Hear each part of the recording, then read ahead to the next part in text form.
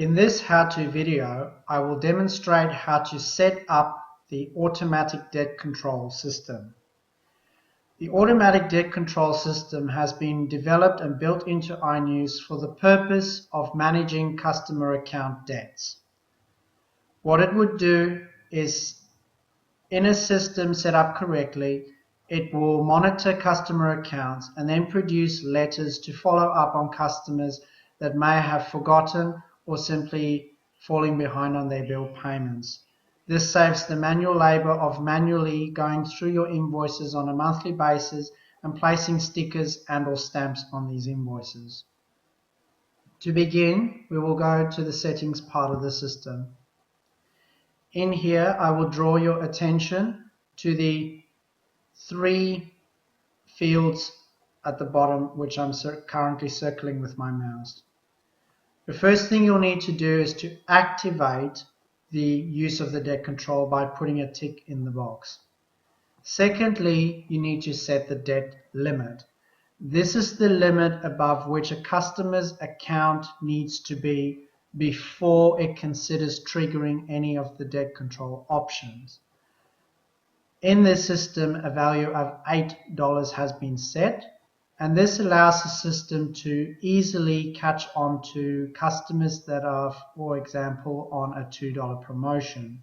This means that $2 over 4 weeks adds up to $8, which means the customer will be exactly 1 month behind before the debt control is triggered.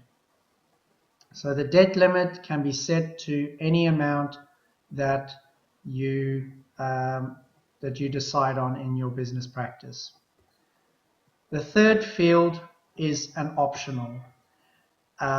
When a customer gets their first warning, meaning the first reminder letter that the bill has not been paid, when the account goes above this debt limit, you can specify whether to produce a letter with this. All the letters in the system are pre-developed and can be used as they are. Alternatively, you may edit these letters to be more suitable to your business.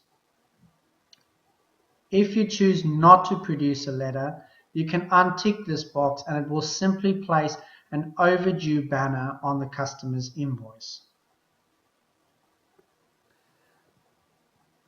Now we will move to the residential main menu and into the customer's accounts detail section.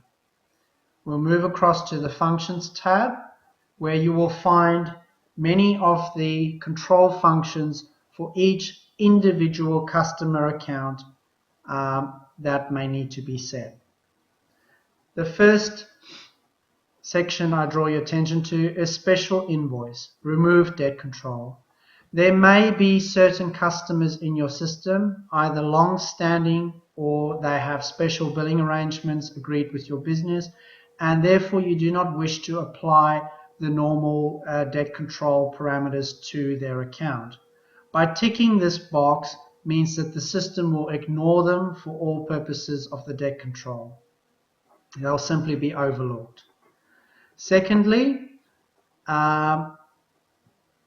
we'll have a look at this section here. You've got the letter buttons which you may press at any time to produce a letter for a customer. During the automated process of the debt control, the system works out when you end the invoice period whether the customer needs to receive a letter, which letter they must receive, and whether the customer is paid or not. The way the system will do this is when an invoice period has ended, it will first evaluate whether the account is normal or not. You'll see a valid invoice print and a valid invoice print 2. These are two tick boxes the system uses to determine whether it's if both boxes are ticked, the invoice is usually just a standard invoice and they will be printed out with the regular invoice group. If any of these two boxes become unticked, it means that it has basically triggered one of the debt control triggers and will proceed with the debt control process.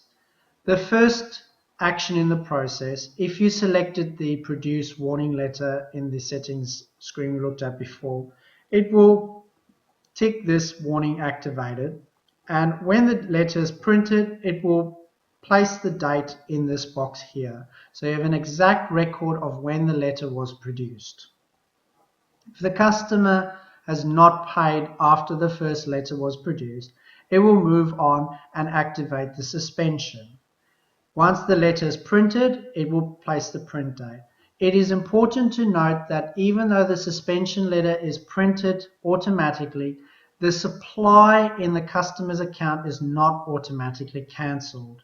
The reason being that if the suspension letter was produced and for some reason there was you wanted to hold off or had some other reason not to cancel customer supply, it is better that it was not automatically done versus having you as the user conduct this process. So it is important to note that even though the suspension letter is printed, the supply must still be manually stopped in the customer's account for it to take effect. Once a suspension letter has been issued and the customer has still not paid, it will move on to the final unpaid activated. This means that the customer's account has now been cancelled for some time, and yet there's still an outstanding balance on the account. This is similarly to any other account in your system that may not necessarily have been triggered by the debt control, but where the customer simply cancelled and forgot to pay their final bill.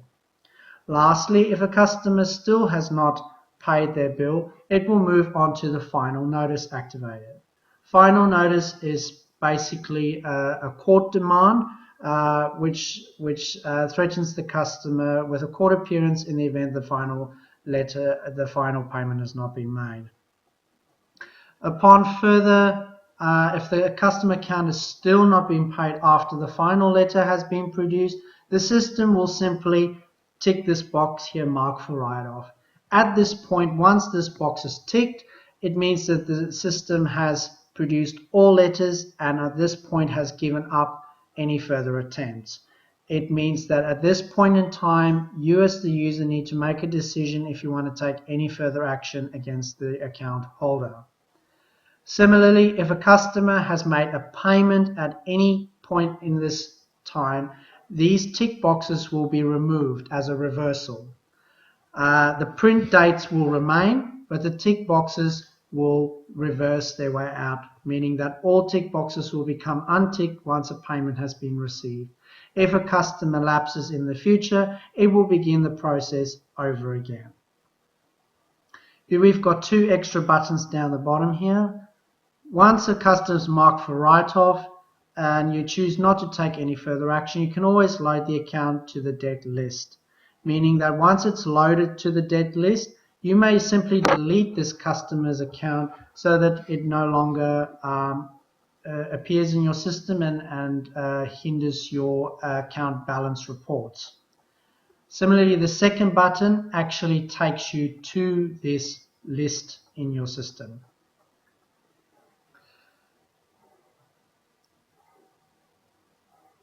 To further use the debt control forms part of the end invoice process, and the rest of this will be explained to you in the how-to video, how to end an invoice period. That concludes this tutorial.